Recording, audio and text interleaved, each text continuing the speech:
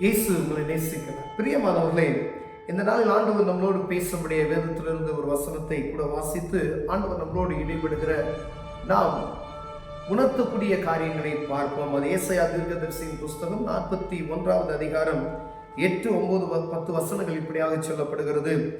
என் தாசனாகிய இஸ்ரவேலை, நான் தெரிந்து கொண்ட யாக்கோபே, என் சிநேகிதனான ஆபிரகாமின் சன்னதியே, நான் பூமியின் கடையாந்தரங்களிலிருந்து உன்னை எடுத்து அதன் எல்லையிலிருந்து அழைத்து வந்து, நீ என் தாசன், நான் உன்னை தெரிந்து கொண்டேன், நான் உன்னை வெறுத்து விடவில்லை என்று சொன்னேன். நீ பயப்படாதே, நான் உன்னுடனே இருக்கிறேன். திகையாதே, நான் உன் தேவன், நான் உன்னை பலப்படுத்தி உனக்கு சகாயம் பண்ணுவேன்.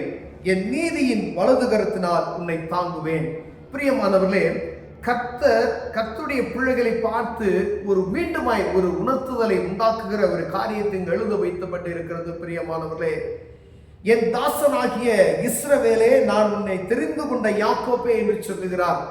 என் சிநேகிதனான ஆபிரகாமின் சன்னதியே, விசுவாசத்தின் நிமித்தம் ஆபிரகாமின் சன்னதியாய் அழைக்கப்படுகிற நாம், ஆண்டவர் எங்கோ இருந்த நம்மை அழைத்து அவர் நாமத்தை தரித்து கொண்டு நிலை நிற்கும்படியாய் செய்து வைத்திருக்கிறார். பிரியமானவர்களே, ஆனால் ஆண்டவருடைய நாமத்தை அறிந்து கொண்டால் மாத்திரம் போதாது, அவரை மகிமைப்படுத்த நாம் அறிந்திருக்க வேண்டும் என்பதற்காய் மீண்டும் மீண்டுமாய் வேதத்துல நமக்கு உணர்த்துகிற அநேக காரியங்களை ஆண்டவர் காண்பிக்கிறார்.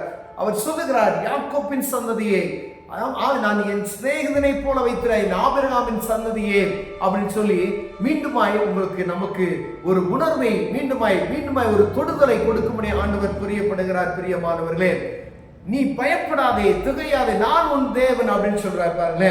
பயப்படாதே, நான் உன்னுடைய இருக்கிறேன். திகையாதே, நான் உன் தேவன், நான் உன்னை பலப்படுத்தி உனக்கு சகாயம் பண்ணுவேன் என்று சொல்லுகிறார். ஏதோ ஒரு பயம் நம்மை சூழ்ந்திருக்கலாம், எதையோ குறித்து ஒரு பயம் நம்மளை சூழ்ந்திருக்கலாம். திருமணத்தை குறித்து ஒரு பயமா, வேலையை குறித்து, வியாபாரத்தை குறித்து ஒரு பலவீனத்தை குறித்து ஒரு பயம் நமக்குள் இருக்கிறது. எல்லா மனிதருக்கும் இந்த பயம் இருக்கும் பிரியமானவர்களே. ஆனால் ஆண்டவருடைய பிள்ளைகளுக்கு இந்த பயம் வரக்கூடாது என்பதற்காய் அவர் என்னுடைய தாசன், என்னுடைய சிநேகிதனான சன்னதி நீ அப்படி என்று சொல்லி ஆண்டவர் உங்களுக்கு உணர்த்துகிறார். பிரியமானவர்களே, நம்மை அழைத்த தேவன் உண்மையுள்ளவர். பயப்படாதே, திகையாதே, நான் உன் தேவன், உன்னோடு இருந்து நான் பலத்த காரியத்தை செய்வேன் என்று ஆண்டவர் நமக்கு உரைக்கிறார். பிரியமானவர்களே, அப்படியானால் ஆண்டவர் நமக்கு சொல்லிக் கொடுத்த அந்த காரியங்களை கடைபிடிக்கிறத நாம் கவனம் உள்ளவர்களாய் இருக்கிறோமா?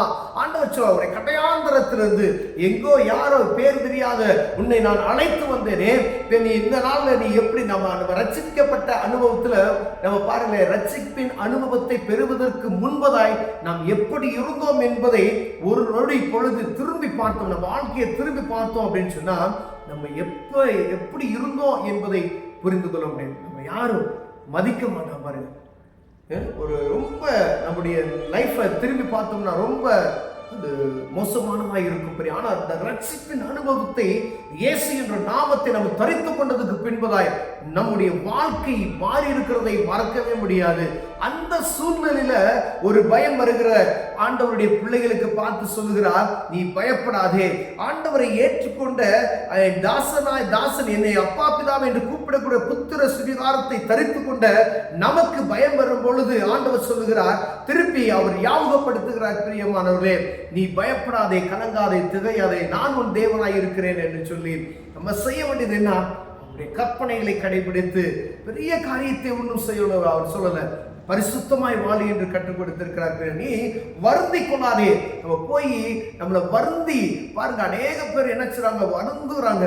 நாங்க கடந்த நாட்கள்ல ஒரு ஆலயத்துக்கு கடந்து சென்றதும் பாருங்க, பார்த்தீங்கன்னா முழங்கால் போட்டு அவங்க நடந்து செல்கிறதை பார்த்த ரத்தம் வடிகிறது. முழங்கால் இல்லை, ஆனால் அந்த எதுக்காக அங்க போய் அப்படி செய்யறாங்கன்னா, ஒரு பொருத்தனைப்படுகிற ஆண்டவர் கடவுள் எனக்கு ஏதாவது செய்ய வேண்டும் என்று சொல்லி அவங்க தங்களை வருத்தி கொண்டு அந்த காரியத்தை செய்கிறார்கள். பிரியமானவர்களே, ஆனா வானத்தையும் பூமியும் படைத்த சர்வ வல்லமையுள்ள தேவன் அவர் சொந்த குமாரனை அனுப்பி உங்களுக்காகவும் எனக்காகவும் அவருடைய ரத்தத்தை சிந்தி பாவ மன்னிப்பின் நிச்சயத்தை நமக்கு பெற்றுக் கொடுத்திருக்கிறார். பிரியமானவர்களே, எத்தனையோ பேருக்கு இது தெரியாத அங்கும் இங்கும் அலைந்து கொண்டிருக்கிற நேரத்தில் ஆண்டவரை அறிந்து கொண்ட உங்களுக்கும் எனக்கும் ஆண்டவர் உரைக்கிறது என்னவென்றால், நீ தேவ சமூகத்துக்கு மீண்டுமாய் திரும்பு என்று உரைக்கிறார். பிரியமானவர்களே, எவ்வளவு நேரம் ஜெபிக்கிறோம், எவ்வளவு நேரம் தேவ வேதம் வாசிக்கிறோம், எவ்வளவு போதகர்கள், எவ்வளவு பிரசங்கிமார்கள் என்ன சொன்னாலும், ஆனா திரும்பி நம்ம அதையே ஒரு சூழ்நிலைக்கு நேராய் நார்மல் லைஃப்குள்ள தான் போறோம் ஒழிய ஆண்டவருக்கு கொடுக்க வேண்டிய நேரத்தை நாம் கொடுக்காதபடிக்கு அசட்டை பண்ணி கொண்டே இருக்கிறோம். பிரியமானவர்களே, எத்தனை பேர் 4 மணிக்கு எந்திரிச்சு ஜெபிக்கிறோம். சுறுசுறுப்பு இல்லை அப்படின்னு சொன்னா ஆண்டவர் ஆசீர்வதிக்க முடியாது. நீங்க அதை கொண்டு வாங்க. நீங்க கஷ்டப்பட்டு எழுந்து தேவ சமூகத்துல காலையில அமர்ந்து ஜெபித்து பாருங்க. ஆண்டவர் உங்களை கண்டிப்பா ஆசீர்வதிக்க வல்லமையுள்ளவராக இருக்கிறார். உங்க பயத்தை போக்க வல்லமையுள்ளவராக இருக்கிறார். அதிகாலையிலிருந்து என்னை தேடுகிறவன் கண்டடைவான் என்று ஆண்டவர் சொல்லி இருக்கிறார். பெரிய ஆண்டவர் அவரை தேடுகிறவர்களுக்கு அவர் மறைக்கப்படுவதில்லை என்று சொல்லி இருக்கிறார். அவர்கள் பார்த்துக் கொள்வார்கள் என்று. அது என்ன தேவையா இருந்தாலும் சரி, உங்களுடைய பாரங்கள் என்னவா இருந்தாலும் சரி, எப்படிப்பட்ட பிரச்சனையாக இருந்தாலும் சரி, அவரை நோக்கி பார்க்கிற முகங்கள் பிரகாசம் அடையும் என்று வேதம் சொல்லுகிறது. பிரியமானவர்களே, பயப்படாதே, நான் உன்னோட இருக்கிறேன். நம்ம செய்ய வேண்டியது அவரை பார்க்கும்படியை சொல்லுகிறார், ஞாபகப்படுத்துகிறார். நீ யார் என்பதை உணர்ந்து ஆபிரகாமின் சன்னதியே அப்படின்னு சொல்றார், விசுவாசத்தின் சன்னதியே நமக்கு தான் ஆண்டவர் சொல்லுகிறார். மீண்டுமாய் தேவ சமூகத்துக்கு திரும்பு, ஆவிக்குரிய வாழ்க்கையை சீர்படுத்தி பாரு அப்படின்னு சொல்லி சொல்லுகிறார். எத்தனை பேர் ஆவிக்குரிய வாழ்க்கையை நம்ம சீர்தூக்கி பார்க்கிறோம் என்பதை புரிந்து கொள்ளும்படி ஆண்டவர் பேசுறார். என் ஜெப நேரம் எவ்வளவு நேரம் இருக்கிறது, நம்முடைய ஊழியத்தின் நேரம் எவ்வளவு இருக்கிறது அப்படின்னு சொல்லி பார்க்கும்படி ஆண்டவர் உங்களோடு என்னோட பேசுகிறார். பிரியமான, ஒருவேளை இதுல நம்ம குறைச்சலவர்களாய் காணப்பட்டோம்னா, வாழ்க்கையில் ஏதோ ஒரு காரியத்தை குறித்து பயம், ஏதோ ஒரு காரியத்தை குறித்து ஒரு திகைப்பு, கடன் பாரத்தை குறித்து ஒரு திகைப்பு, ஒருவேளை ஒரு பயம் சூழ்ந்த இருதயம், மரண பயம் நம்மை சூழ்ந்து இருக்குமேயானால் உங்களை பார்த்து ஆண்டவர் சொல்லுகிறார், அவரை நோக்கி பாருங்கள், பயப்படாத, நான் உன்னோடு இருக்கிறேன் அப்படின்னு சொல்றாரு. பிரியமானவர்களே, மேல சொல்றாரு, என் தாசனாகி இஸ்ரவேலின் சன்னதி, இஸ்ரவேலே, யாக்கோபே. பாருங்க, அவர் சன்னதிகளை அப்படி இணைத்து நம்மை பேர் சொல்லி அழைத்திருக்கிறார். பிரியமானவர்களே, விசுவாசத்தின் பிள்ளைகள், விசுவாச பிள்ளைகள் என்று சொல்லப்படுகிற நமக்கு ஆண்டவர் பேசுகிறார், பயப்படாத. நம்ம செய்ய வேண்டிய ஒரே ஒரு காரியம், அவரை நோக்கி பார்க்கும் பொழுது நம் பிரகாசம் அடைவோம். பிரியமானவர்களே, எதை குறிச்சும் பயப்பட, மரண பயம், மரித்து போய்விடும், அநேக நேரங்களில் மரித்து போய்விடுவேணும் என்று பயம் வரும். ஏதோ வியாதி, யாருக்கோ ஒரு வியாதி இருக்கணும், அந்த வந்துருமோ அப்படின்னு சொல்கிற பயம். பிசாசு நம்மை பயம்படுத்தி உங்களை திசை திருப்பி விடுவான். நீங்க செய்ய வேண்டிய ஒரே ஒரு காரியம், அவனுக்கு எதிர்த்து நில்லுங்கள், பிசாசுக்கு எதிர்த்து நில்லுங்கள், அவன் ஓடி போவான். இயேசுவின் நாமத்தில் எதிர்த்து நில்லுங்க. ஆண்டவர் அற்புதங்களை செய்ய வல்லமையுள்ளவராக இருக்கிறார்.